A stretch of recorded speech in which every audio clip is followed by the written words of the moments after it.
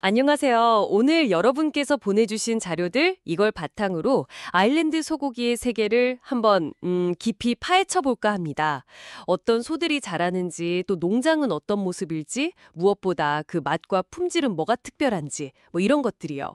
특히 아일랜드 농장에선 한 가지 품종만 고집하지 않는다는 점, 이게 되게 흥미로웠어요. 네, 맞습니다. 그 품종의 다양성, 이게 오늘 이야기 아주 중요한 시작점이 될 것 같고요. 이어서 아일랜드 특유의 뭐랄까 사육 환경이나 방식, 그리고 최종 품질을 만드는 어떤 기술적인 부분까지 쭉 살펴보면서 아일랜드 소고기가 왜 특별한지 좀 입체적으로 알아보는 걸 목표로 하죠.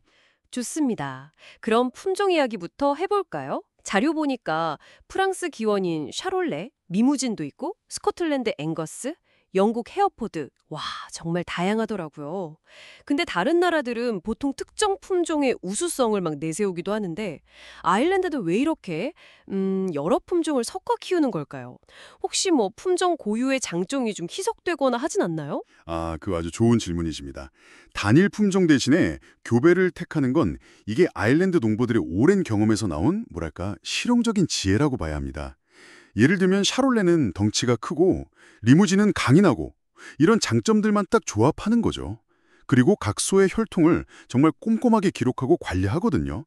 이게 단순히 좋은 소를 넘어서 농장 운영의 효율성 그리고 최종 소고기 품질을 일정하게 유지하려는 그런 목적이 커요. 장점 희석이라기보다는 오히려 시너지를 내는 전략인 셈이죠.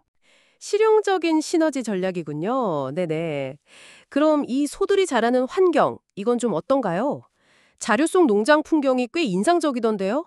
뭐 100년 넘은 곳도 많고 집 주변에 작은 목초지들이 있고 소들도 한 30마리에서 50마리 이렇게 작은 그룹으로 풀 찾아다닌다고요? 네, 그게 아주 전형적인 아일랜드 농장의 모습입니다. 소들은 주로 봄에 태어나서요. 어미젖이랑 신선한 풀 먹으면서 목초지에서 자라죠. 겨울엔 축사에서 지내는데 이때는 주로 그 사일리지라고 발효시킨 풀이나 목초 그리고 약간의 곡물을 먹고요.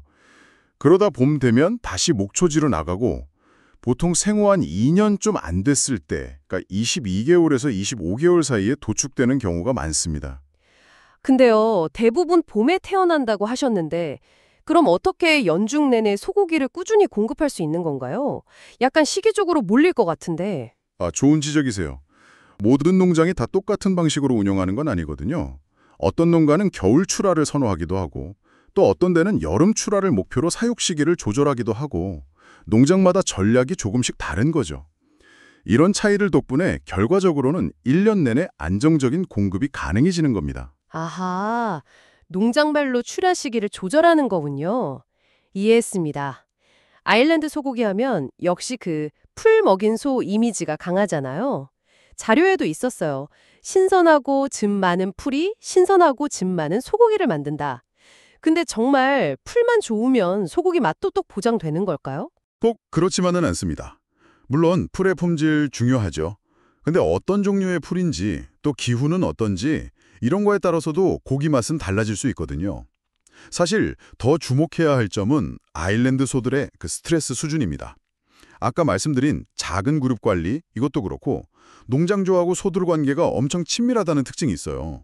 어느 방문객이 그랬다잖아요. 다른 곳 소들은 막 도망가는데 여기 소들은 호기심에 다가와서 냄새 맡고 핥으려고 했다고요. 와, 소들이 사람을 따른다니 신기하네요.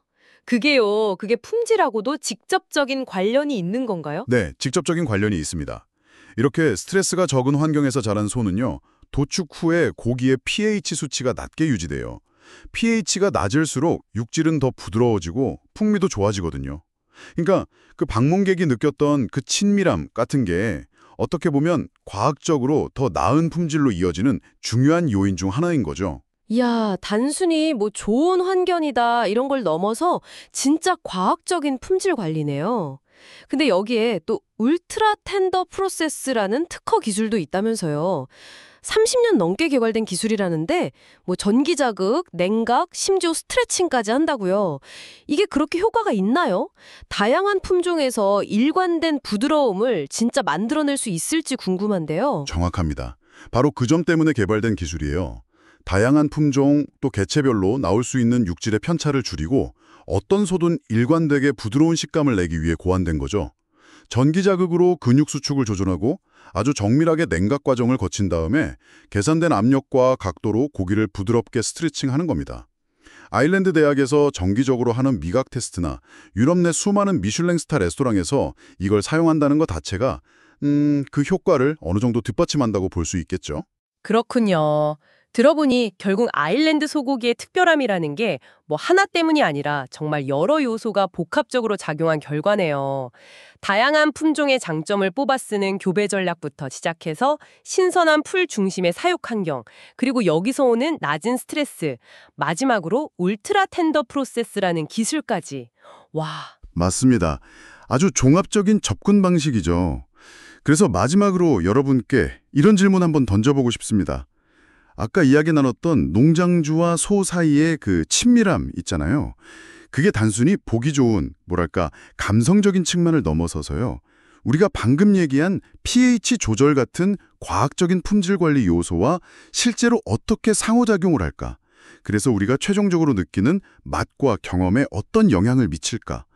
동물을 대하는 존중과 세심한 관리가 이게 단순한 윤리를 넘어서 실질적인 품질 향상이라는 결과로 이어질 수 있다는 점, 한 번쯤 깊이 생각해 보시면 흥미로울 것 같습니다.